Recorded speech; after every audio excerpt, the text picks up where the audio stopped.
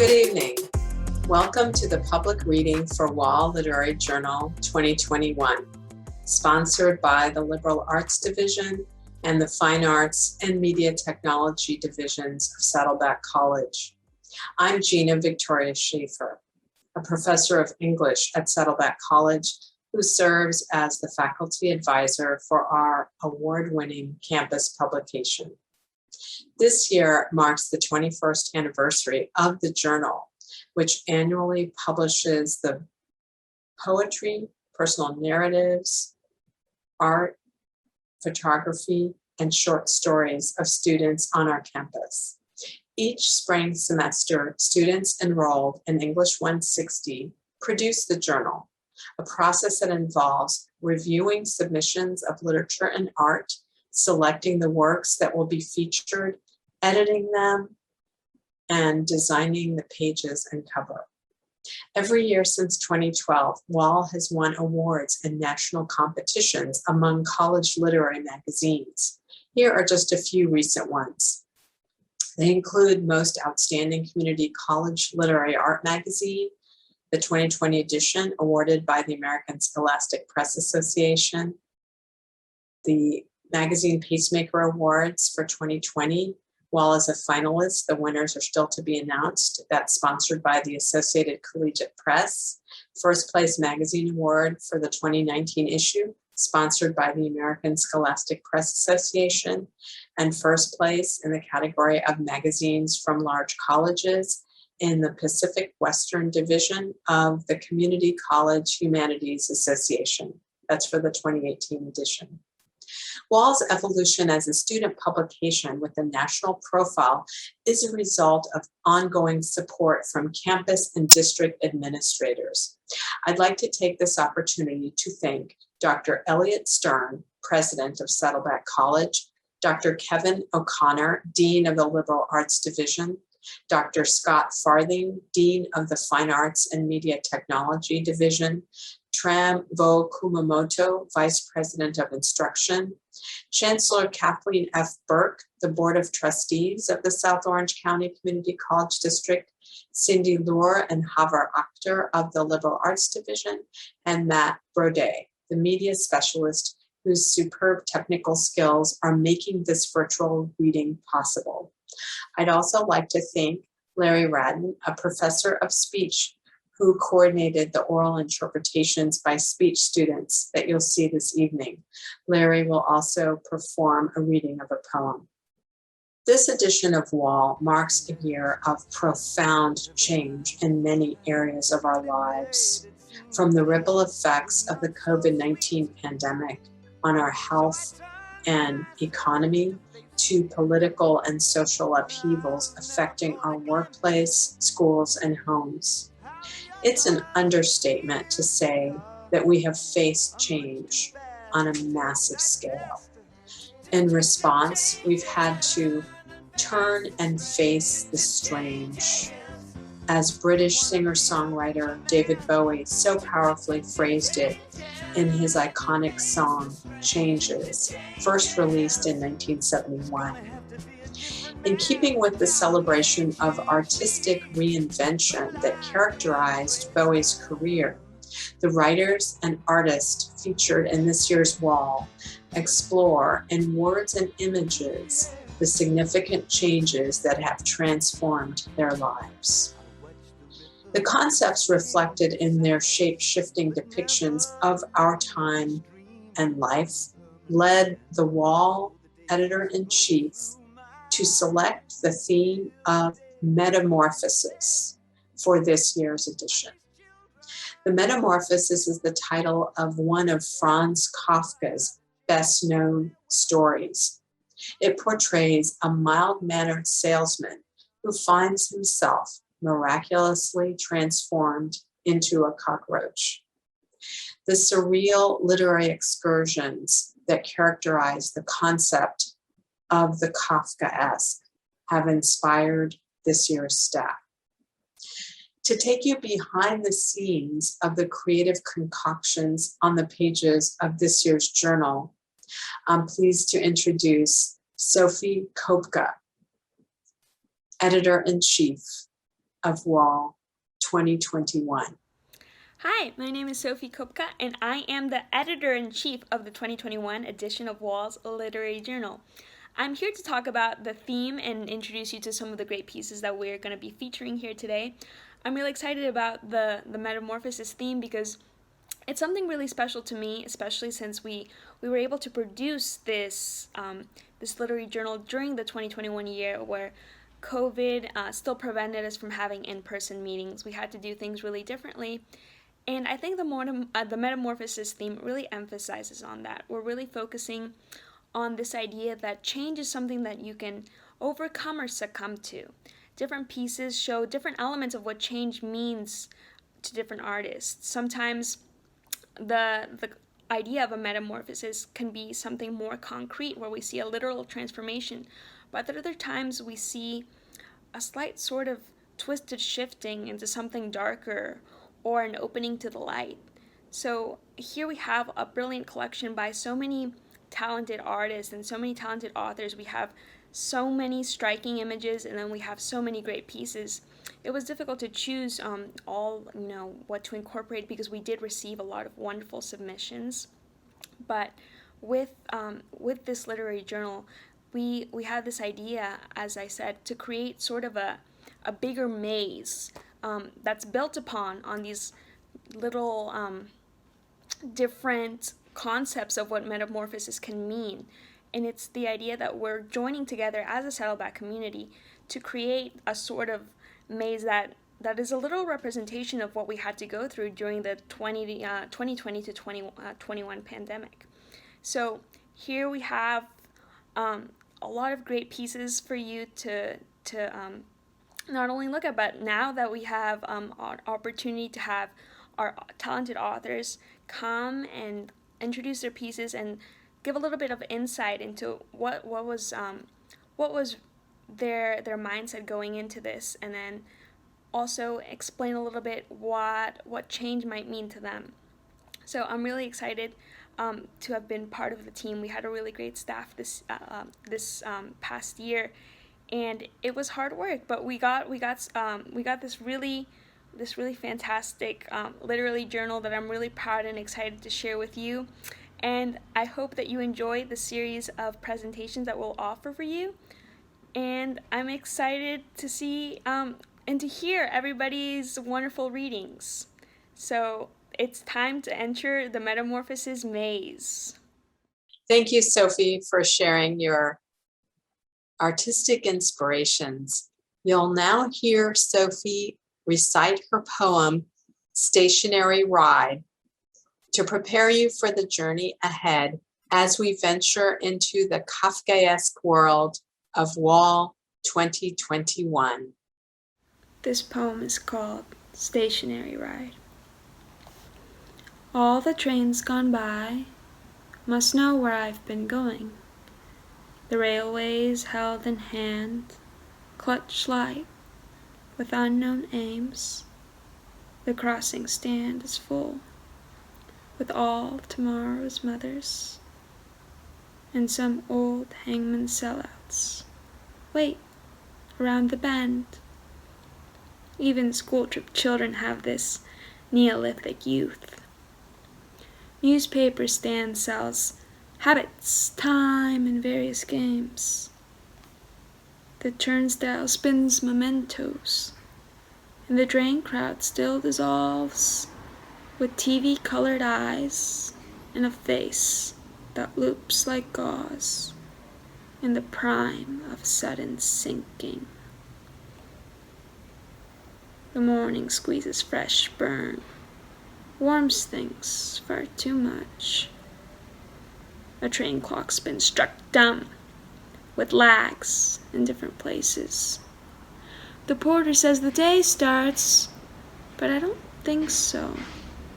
It's too stuffed with underwhelming pleasure.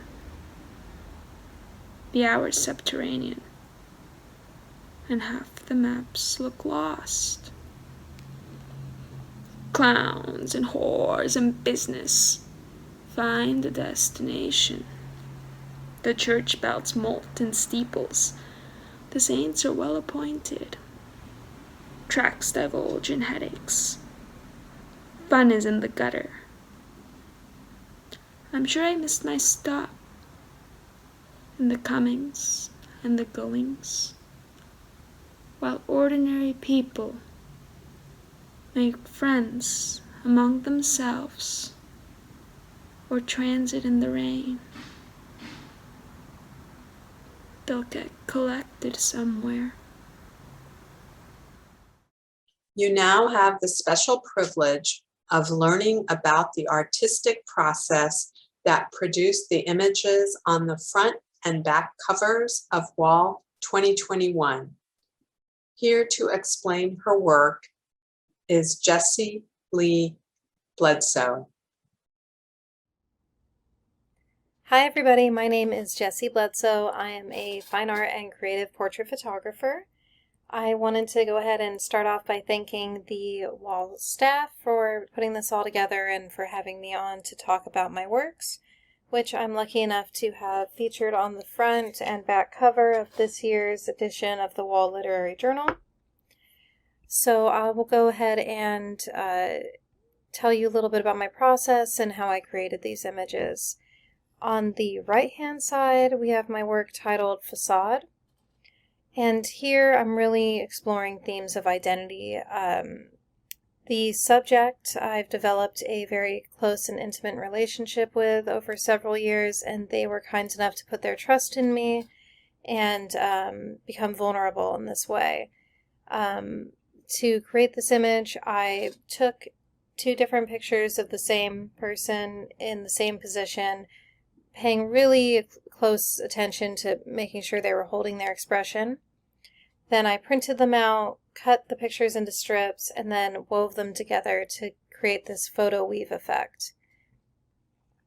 On the left-hand side, we have my work titled Suspended, and this is a combination of long exposure and light painting technique, where I took a hot light and shone the light on the image where I wanted it to be exposed, creating this surreal floating effect. I actually was using a 1970s hot lamp when I made this image, and I burnt a hole in my carpet when I set it down in between shots. So be really careful if you ever use a hot light. They do get hot. And big shout out to my niece, Lenore, who is modeling here for me, and she really held those uncomfortable positions for a long time, and I really appreciate it. And yeah, those are my pieces of work. Before I go, I wanted to go ahead and also thank all the great teachers and members of the photography department, in particular Ryan, Jim, and Jen, for all their guidance, support, and instruction. That's really helped me through the creative process. All right, thanks for listening. Bye-bye.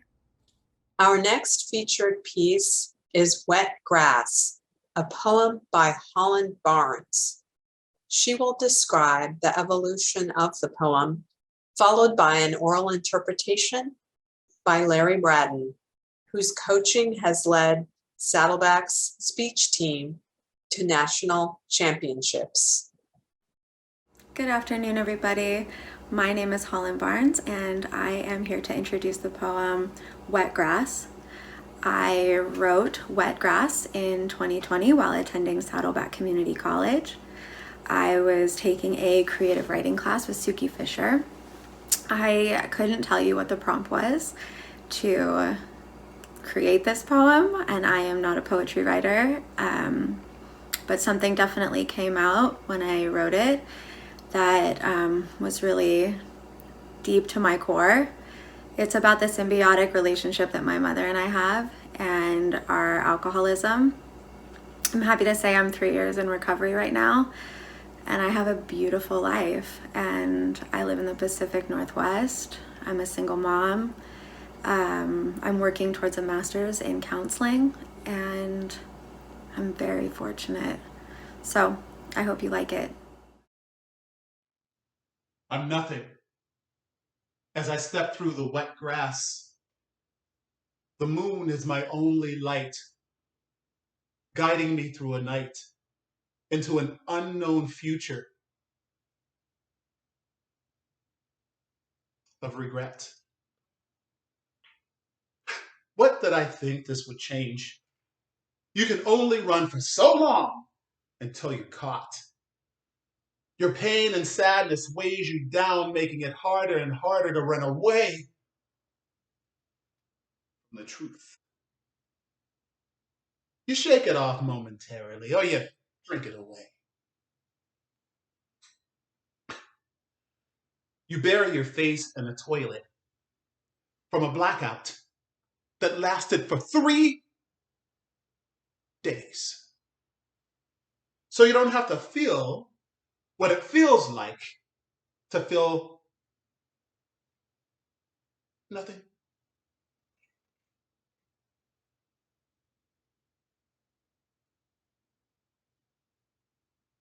I'm lost in a life that I was born to fail at. Fulfilling a prophecy that was written long before I was born, in a womb that was filled with hate and veins pierced with needles. I'm nothing. I've been nothing. I had nothing to protect me from the slurring, sloppy, wine-soaked words of a woman who let me down.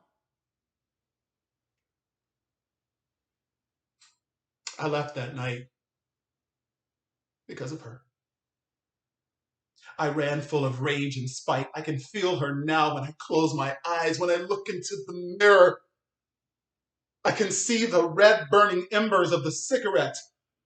I can feel her drunken energy staring back at me in the dark, waiting. Her hot, stale breath on my face, her hands on my chest, almost to my neck, grabbing me violently. Whore! Slut! Bitch! Trash! That's all that she was.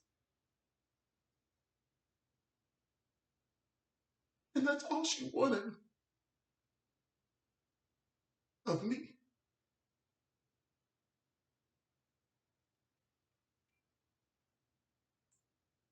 But the night doesn't last forever. The dark does not stay. The beginning does not have to be the end. As I grow, I rise from the ashes that I was buried in. I don't have to be you, even though you are half of me. I don't have to be that girl that you made. No, I don't have to be just nothing. I'm a woman who stands here now.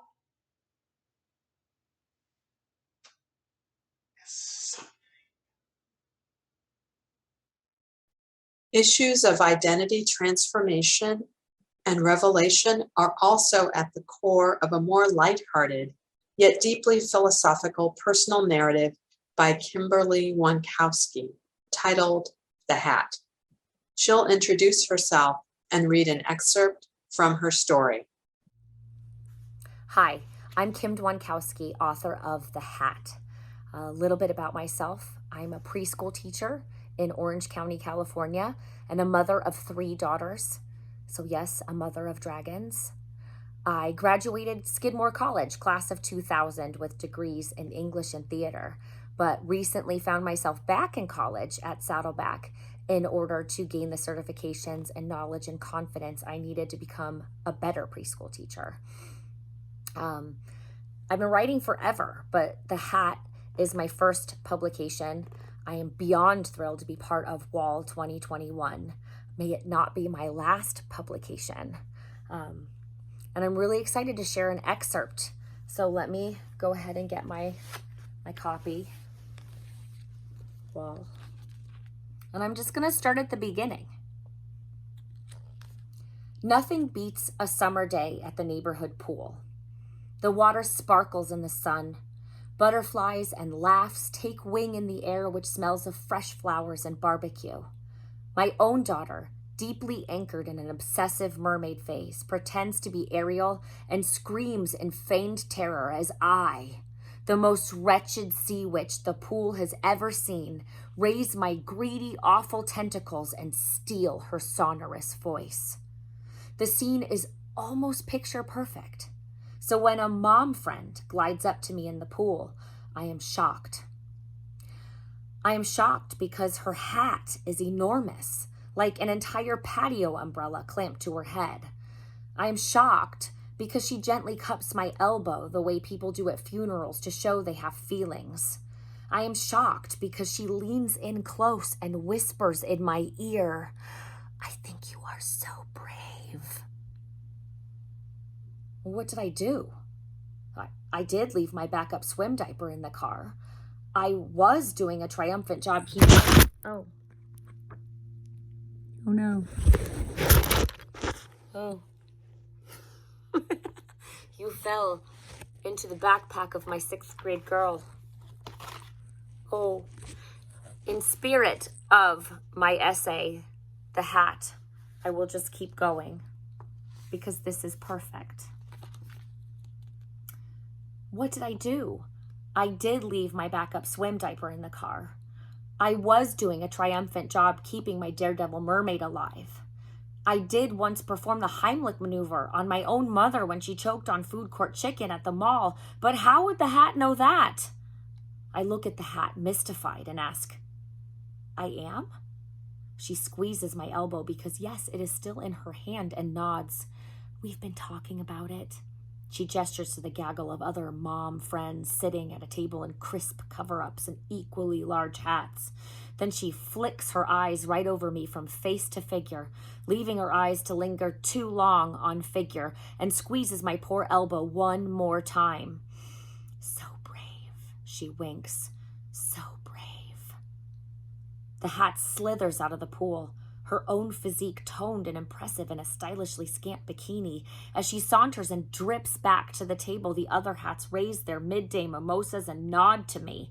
One raises her fist triumphantly in the air, excitedly yelling, "Girl power!" I hear other similar exultations. "Inspiring! You go, girl! Brave!" Sensing my distraction, my daughter digs her toes into my midsection, which is still smoking from the hat's burning gaze. Did the hat just call me fat? Even worse, did the other hats just turn me into a feminist icon? Don't get me wrong. I would love to be a feminist icon. I would love the other hats to raise a glass to my educational pursuits, my endless loyalty to family, and my desire to reinvent myself professionally after motherhood transformed me. I would love them to recognize me as a teacher, an artist, a listener, and an honest and thoughtful speaker. I would love them to describe me as a bad but optimistic baker who takes on any culinary challenge set by my food allergic daughter, demonstrating to her that love and laughter make life tastier than even the finest cake. But iconic because I wore a swimsuit to the pool? Brave because I made an obvious and appropriate wardrobe choice? You'll have to just keep reading the rest in the Wall 2021 because I'm there on page 45. Thank you so much for listening. This year's Wall staff was fortunate to tap into the literary and artistic skills of Samantha Buck, art editor, graphic designer, and layout editor. The journal features her short story, Pocketful of Posies, as well as her charcoal sketch titled Fallen. As an integral part of the creative team that produced Wall, she developed the cover design, contributed to the layout and graphic motifs, and sketched lively illustrations to accompany some of the written works. I'll let Samantha explain the creative process involved. Hi, I'm Samantha Buck, and I was art editor and a graphic designer for Wall 2021. So when we were developing the cover for Wall 2021, we ended up going with this photograph by Jessie Bledsoe that was created by printing out 2 separate photographs of the same model and cutting them up and weaving them together physically. And we thought that that was very, first of all, a very striking image to have on the cover of Wall, and also it was very representative of the theme that we were going for with this year's edition of Wall of transformation and metamorphosis specifically. And we thought that this was a very interesting image to reflect that, given that the image went through its own metamorphosis of sorts, being woven together to create this new image. And the back cover is also a photograph by Jessie Bledsoe of this woman falling, and she's in sort of this void. We really don't know where she is, and we thought that was also this very surreal feeling that we also had a lot of discussions about within the development of Wall, of surrealist art and surrealist writing, and we thought that was a very, it matched the mood we were looking for Wall very well. And one of the visual motifs that we went with for this year's edition of Wall is this maze image, and it's all throughout this year's edition of Wall on the ends of pages as visual decoration and throughout the front matter. And we thought that was very, it represented this metamorphosis again very well. And one of the ideas we talked about a lot throughout the development of Wall, it was we were getting all these pieces that showed this idea of change and growth throughout quarantine, and this idea of sort of sinking or swimming and coming out the other side of this maze, these turmoils, as a different person. And we thought that maze really represented that very well. Throughout the Wall journal, we really wanted to make it visually interesting and have each page sort of have a different look, and we wanted it to not have a lot of white space. We didn't want it to be boring to look at, and so we have several illustrations throughout the journal that I did, and one of them is for this short story, A Friendship Without Words by Esmeralda Flores Cabrera, and I really loved this story because it was so unique in the way that it's formatted, and it has this feeling almost like a children's story. And so we wanted the illustrations on the page to kind of reflect that and have this whimsical, almost childlike feeling, and just sort of draw you into the story and the characters. And it really adds a lot of interest to this story that has a lot of white space on the page otherwise, and hopefully makes you feel more like you can picture yourself within the setting of the story. Another illustration in this year's edition of Wall is these flowers for my story, Pocketful of Posies, which follows these two women, Rosemary and Daisy, and obviously they have flower names. There's a lot of flower symbolism throughout the story, so the illustration has the two flowers reaching for each other, similar to how they do in the story.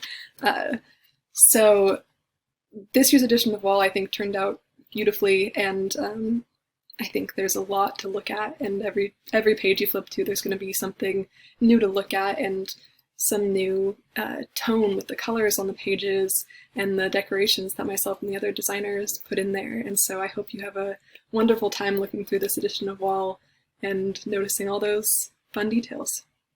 Thank you. We next venture into the natural world through the eyes of a mother owl defending her eggs from an intimidating intruder. The short story, Cross Not the Mother Owl, emerged from the imagination of Joanna Van Den Ordell. She'll describe the process of creating the work. We'll then hear an oral interpretation of a story excerpt performed by Karen Morris. My name is Joanna Van Den Ordell, and I am the writer of Cross Not the Mother Owl. I'm currently majoring in art at Saddleback, but I've also dabbled in biology and writing classes in the past, both of which are big interests of mine that I might someday switch my career focus to. Owls in particular have always fascinated me, and I love watching their lives play out on the live nest cams I find on the web. One of the tales I saw play out, involving a mother screech owl and a woodpecker, was so compelling to me that it inspired me to write a story from the mother owl's perspective, a story that would then become Cross Not the Mother Owl. Hello, my name is Karen Morris, and I will be performing a piece called Cross Not the Mother Owl by Joanna Van Den Ordell. She mustn't move. She must scarcely even dare to breathe. It had been a peaceful day filled with stillness in the nest as she brooded her eggs. Beneath her were 4 delicate eggs kept warm and safe. There had been the occasional birdsong from the daytime neighbors and a breeze from outside of the box. She awakened at the birdsong outside, turned harsh, screaming that trouble must be about. Without opening her eyes, she could tell through the darkness that it was not her mate perched above her nest. The shed was far too large. As she remained still, she could hear the intruder's movements, quick, energetic, and capable of rattling the entire box. She heard a peck with so much force, the bird above could only be towards nesting owls and unguarded eggs. She would have to act carefully. She slowly angled her head to the face upwards, thanking the coloration of her wings, which allowed her to hide amongst the bark and the trees. Her eyes crept open, and she saw the intruder. It was equal in size, but built for force. She could only stare transfixed at the gleaming beak, its blood-red cap and white wings. She was suddenly reminded that woodpeckers were clueless and focused not on her, but on the gleaming bulb in the ceiling. She watched the woodpecker investigate the bulb, giving it a testing peck. She didn't exactly have anything better to occupy her time with than a silent commentary. It's not some grub, you worm brain. Just lose interest and leave. I can go back to sleep already. The woodpecker continued its attempt to eat the bulb. Right as the idiotic woodpecker tried to leap into the bulb, he fell fully on top of her. Immediately she attacked. It did not dare to stick around any longer. Seeing her eggs brought her back to reality. They were intact, all 4 of them. The birdsong echoing through the woods was now calm. She watched the moon grow brighter against the darkening sky until her mate arrived. She felt the gust of his wings as he landed on the branch of the entrance of the box. A toast, he said, to survival. A toast, she replied, to survival. Let the world hear us. Let them know I was the one who sent that woodpecker screaming from my nest. We shall see if they dare cross a mother owl. Thank you. Falling snowflakes take on a wistful significance in the words of Katherine Becker, a poetry and copy editor of Wall, who will read her poem, Winter's Kiss. Hi, I'm Katherine Becker, and I'm currently a theater production major at Saddleback, and I'm also studying music. And I was so fortunate to be a poetry editor and copy editor for Wall 2021 this year, and it was an amazing experience. I recommend to anyone, no matter your major. It's filled with beautiful people and creating beautiful things. And I'm here to share with you my poem, Winter's Kiss, and it really was inspired by a girl, and it's a romance between 2 girls, and I wanted to use winter as a personified metaphor to highlight how some people believe that a romance between 2 women could be unnatural, and I used a bit of holy biblical diction in there because some people might also think that's an unholy affair, so I just thought that might create a sense of irony. So here it is. Heavenly drops shine so divine, their glittering beauty melting me. Again I find I'm hypnotized and caught amidst their fleeting shine. Each time I try to memorize the lovely dancing crystalline, a frozen moment in my mind, I blink, hearing whispered goodbyes. Yes, winter is a love of mine, a romance doomed by God's design, yet lingering on frostbitten lips, she leaves me with a chilling kiss. Mark Van Houten, who enjoys writing short stories and instrumental music, shares his lyrical lines about the seasonal stages of aging in his poem, Under the Maple Tree. Under the maple tree. In the shadow of a great maple tree, whose muscular boughs and green leafy fingers strained skyward to grasp the heavens, stood Death, hunched over, laboring to rake the rotting leaves that perpetually litter the ground. Rustling in the twilight of resignation lay a brittle, elderly soul, who with brown skeletonic fingers skittering, claws against fate as unjust and untimely. In spring, young leaves entertain intoxicating visions of ascension, elevated and exhilarated by the robust boughs of summer. By autumn, wilting, wrinkled, wasted, and withered, hanging on. In winter, despised by root, trunk, and bough, for sucking sustenance from the impatient buds and flowers of spring.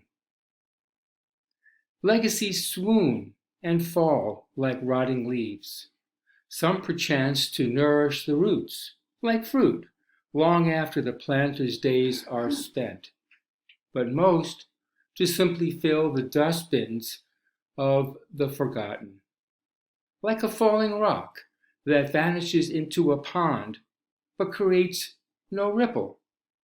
A riddle, never pondered by the young green leaves, blindly soaring skyward. In her personal narrative, Into the Hamper, Kiana Reed succeeds in describing what it's like to lose a loved one using an unexpected and surprisingly resonant analogy. Kiana, who served as a fiction editor and copy editor for Wall 2021, will describe the inspiration behind her story, followed by an oral interpretation by Sofia Escudero. Hello there, my name is Kiana Reed, and I wrote the personal narrative Into the Hamper.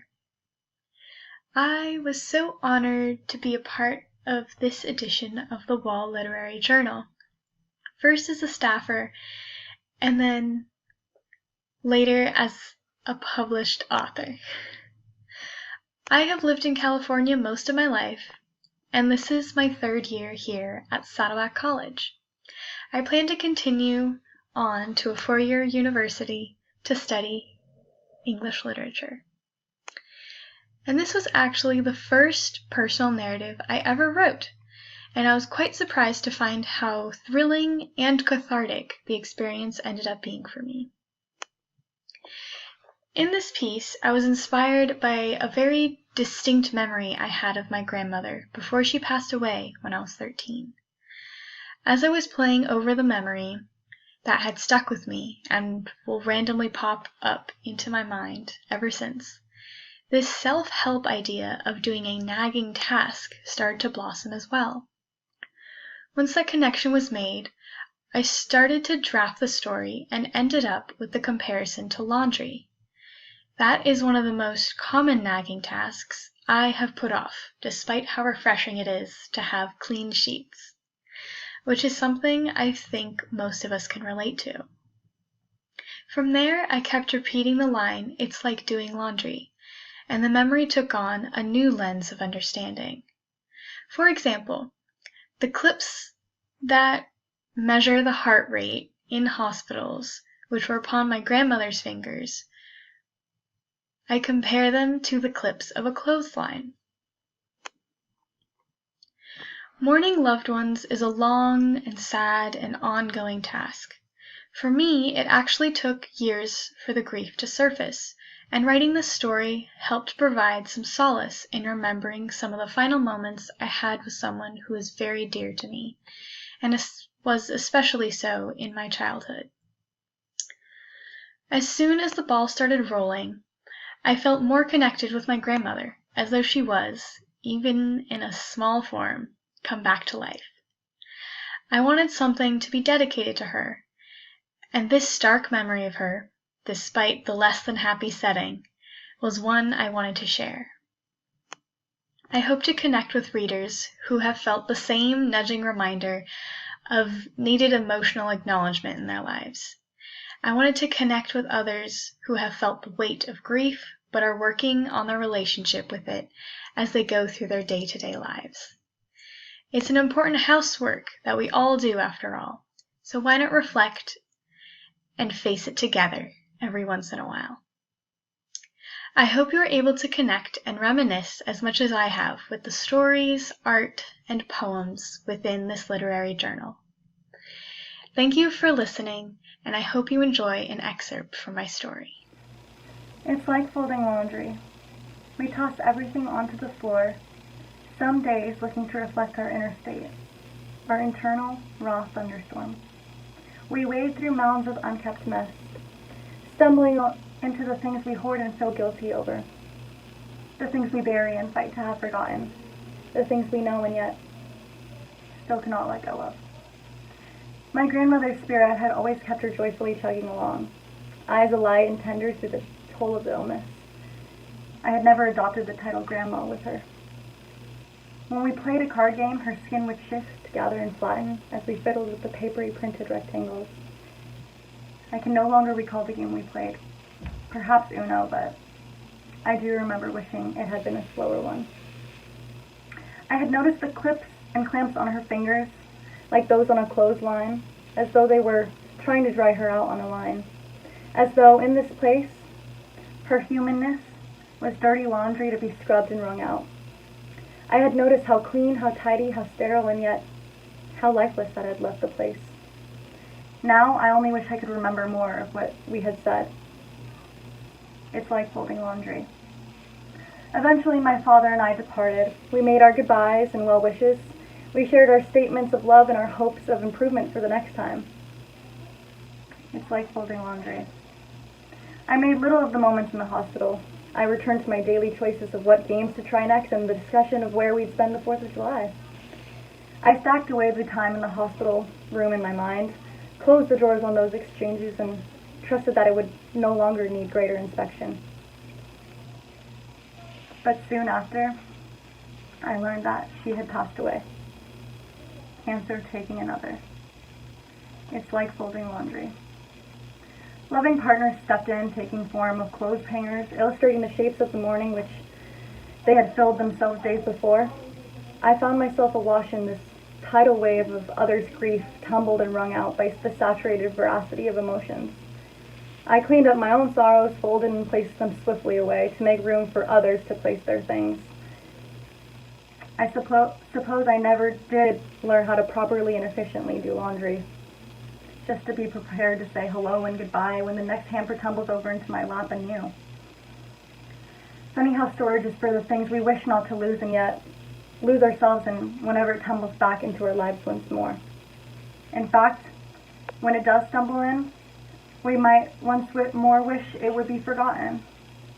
But like all chores we continue to refuse, it must be gone through thoroughly once more, all over again.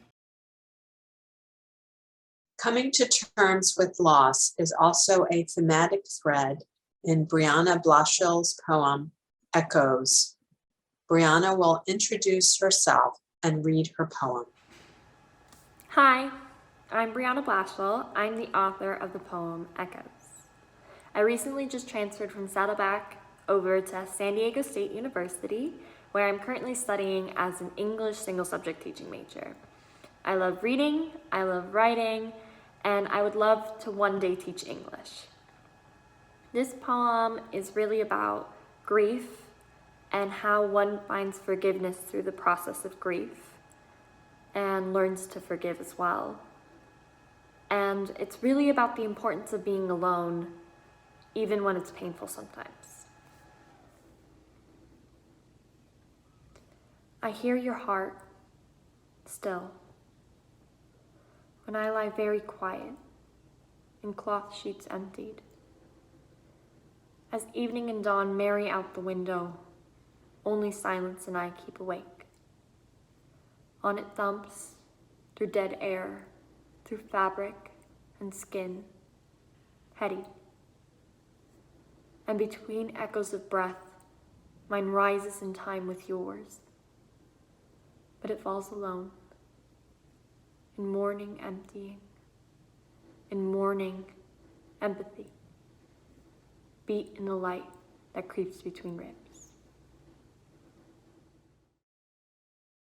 Posing in front of a rusty pickup, a photogenic donkey fills the frame of Chrissy Heneline's lens in Arizona blue. Chrissy will explain the origins of the image and the meaning behind the title. My name is Chrissy Heneline. I bought my first film camera, it was a Canon AE1 in 1981, and I've been a photographer ever since.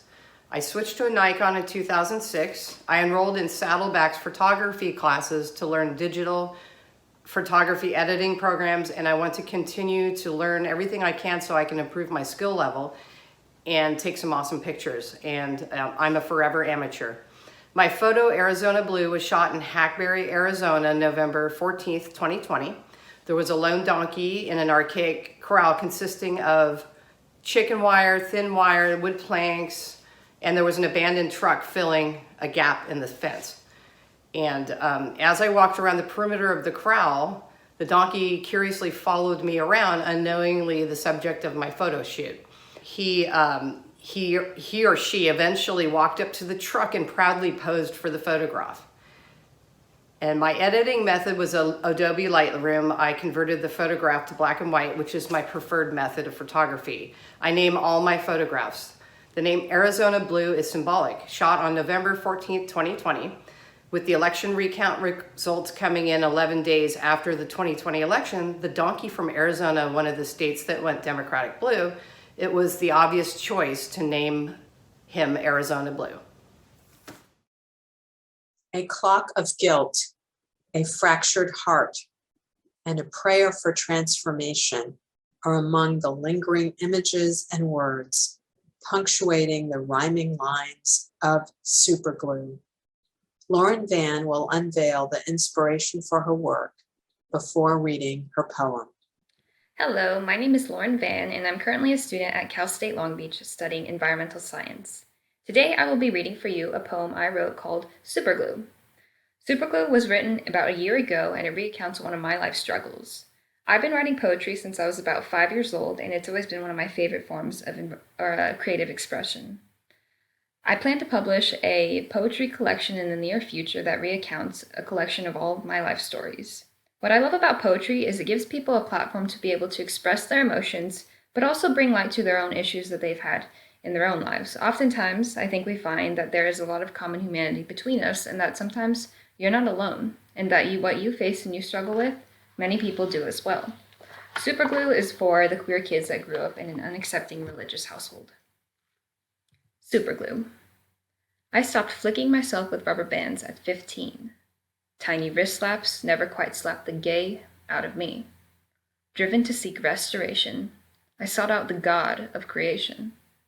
Head towards hell, knees planted flat, I posed my problem to the great diplomat. God, you've made a mistake of me. I pray, can you restore my heart and pick the pieces out of me that should have never been there from the start? In ultimate desperation, I shunned my quiet frustration for his fucked up creation, and prayed to my God, day after day, for a holy transformation. For hell was always on my mind, sunset to sunrise, a repeating clock of guilt, stacking and crumbling only to be built on the Sunday of each week, when I yearned to love this infinite God, but couldn't with a heart so fractured and so flawed. I needed a new heart filled with new love, not my sinful, screwed up love.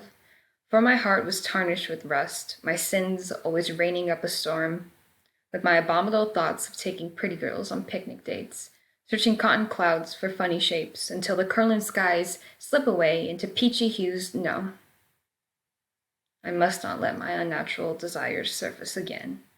I must hate the sin, my mind so filthy and so full of it. Lord, for the millionth time, why won't you just get rid of it? Yet the months and years rolled on, and still I remained exactly the same. But I had to try. If you were me, wouldn't you? Oh, no. Religious trauma stuck like superglue. Our next presenter, Frank Rocha, reveals another type of identity issue in his personal narrative, Coconut. Hi, my name is Frank Rocha, and this is my personal narrative, Coconut. When I was growing up in Mission the second safest city in America in 1994, almost everyone around me was white. Being the only Latinos moving into the neighborhood at that time, my family and I were looked at as out of place, the unknown, or the overlooked, in a city and street that bears a Spanish name. While grocery shopping at the nearest market, we were followed around the store. Others made sure we weren't stealing anything from the abundant banquet of food that stocks the shelves from floor to ceiling. My family moved from Carlsbad when my dad got his new job as a finance manager at a Honda dealership in Los Angeles, moving closer to his work. And my mom worked for the Orange County Child Protective Services. My family always paid, never stole, and were blessed to afford groceries, extra candy, and the occasional Blockbuster run.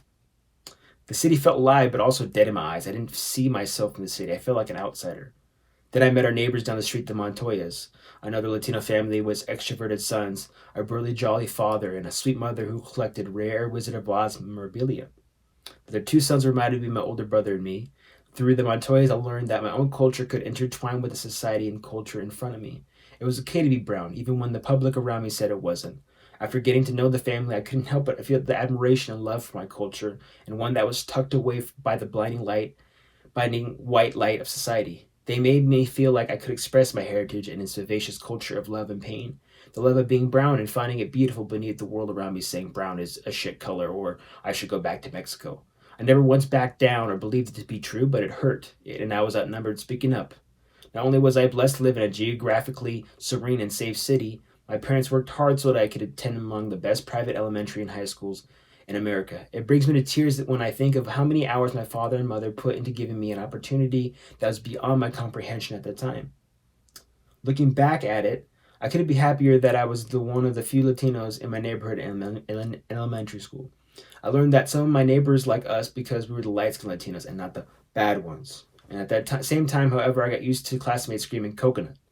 I also heard people telling me to go back over the border and this is our country. While going on my jog around the Mission Viejo Lake, my favorite place in the city, high school students passed by the trucks beeping their horns and screaming, "Go back home, Beaner." At this point, I had to stand up. There can't be change unless we change it for the better ourselves. My actions expressing my opinion correlated with the growing number of Latinos in the city and at school. My voice grew louder and my shell started to crack at the reality of it all when talking with and seeing more people like myself. I knew times were changing. The players of my little league team were mixed, so I was no longer the only Latino on that roster. I saw myself and others who also experienced the same issues but were hidden behind a veil of white society, keeping our own cultures from being fully expressed. That doesn't mean I don't hear the occasional racial slurs spat at me while going on a jog around my neighborhood or the Mission Viejo Lake, but once I knew I wanted to express my culture, I didn't know where to start. I didn't speak Spanish, and I was light-skinned, so many Latinos looked at me as a coconut. I felt like I wasn't invited to the party, like I had joined the people who used to persecute me for being Latino and become a traitor. I denied my own culture. Being told by people of my own culture that I dress white or sound white was hurtful. But the backlash of being a certain color didn't stop me from pursuing and embracing it. Isha Gupta, a 2021 graduate, shares an inspiring line from her personal narrative titled, "A Path I Am Proud to Take on My Transfer to Success." Isha served as a personal narrative editor for Wall 2021. Hi everyone, my name is Isha Gupta. I was a personal narrative editor for Wall Literary Journal. I graduated from community college with my associate degrees in liberal studies and social and behavioral sciences. I am now a third-year undergraduate student at UCI, majoring in film and media studies and public health policy. I have had a strong passion for writing since childhood. I believe that writing is an effective vehicle for social change.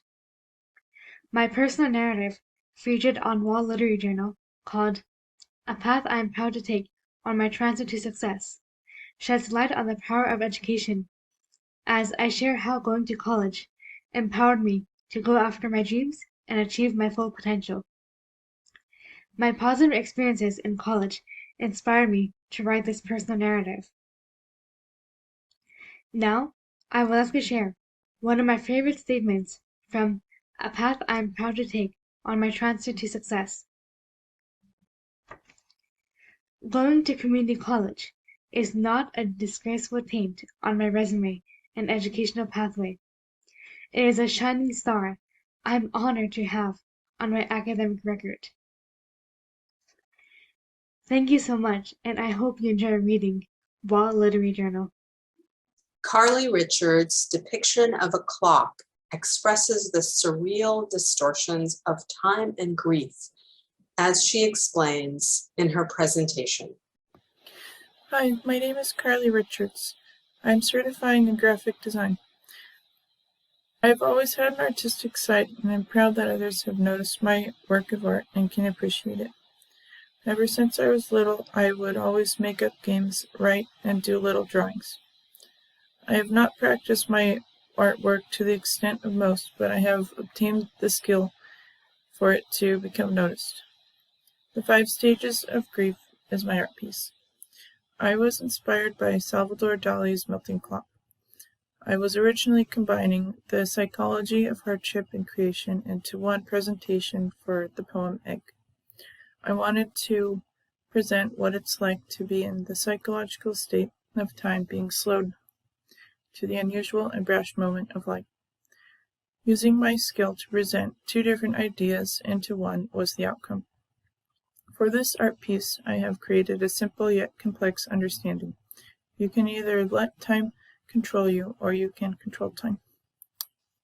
And thank you very much.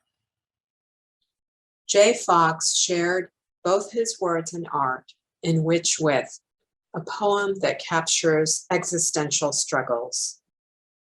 He asked me to read the following statement, which describes the meaning of the poem and his process of creating it. This is a poem of pain, sorrow, fear, and betrayal, which holds within its shadows a message of resilience and hope. I was randomly flipping through a magazine, and as I was skimming through the pictures and articles, a few phrases and words began to rise into my attention. I grabbed some scissors and excavated the magazine for the words or clusters of words that created a visceral sensation within me and tugged at my imaginal realm. Once I had these words scattered on top of a table, I allowed them to take shape. This is a found poem. Through one's intuitive leaning and poetic sensibilities, selected words find you, and then they find each other in order to create something that is greater than the sum of its parts. I like this method of creation because it provides boundaries in an infinite sea of possibilities. Through using a technique of restriction, a creative challenge is presented, and our emotional seeds can grow into a particular spectrum of light that helps us move beyond our habitual mental patterns and modes of stylistic expression. Most often, the words we discover and the form they take is a manifestation of something deep inside, which may rest in the shadows of your heart, mind, soul. These shadows speak of a truth that may be invisible to our waking consciousness and therefore remain hidden. It is these hidden or invisible pieces of truth and awareness that long to rise into our world, helping us to see what we may not have seen before, and to hear what we may not have been able to hear. They are an extension of a deep calling that reaches out through the power of poetry to give voice to the voiceless, and ultimately to call us home. So beautifully expressed.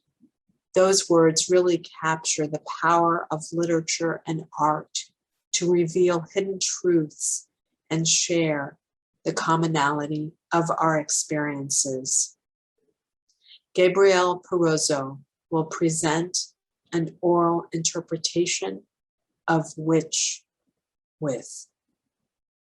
A local taxi service for transportation to confuse things, made by which with our doubts resist something. Over your eyes, smashing my face, flinching, I have to fall. Trains shudder by, authorized members push out farther away from shore. Just fly away across the harbor. Traffic, our group descends Los Muertos. Rumble and shake. On the road to nowhere, but itself the gateway to profound silence without a notion of ever returning. Though I was the pilgrim, my spirits map memories. Someday, at some point, I will discover the long journey back home. Thank you for taking this journey with us tonight. It's a journey of loss and redemption, of despair and hope, of darkness and light. A journey through the passage of time. In another passage from his song Changes, David Bowie declares, "Time may change me, but I can't trace time." This has been a transformative experience for me. So much so that I not only faced changes, but my face changed in the process. Here I was at the beginning of the program. Here I am at the end. Strange, isn't it? I'd like to thank all the artists and writers who share their transformative experiences with us. I'd also like to thank everyone who worked on producing and supporting this program and WAL. Thank you for tuning in to the public reading for WAL 2021.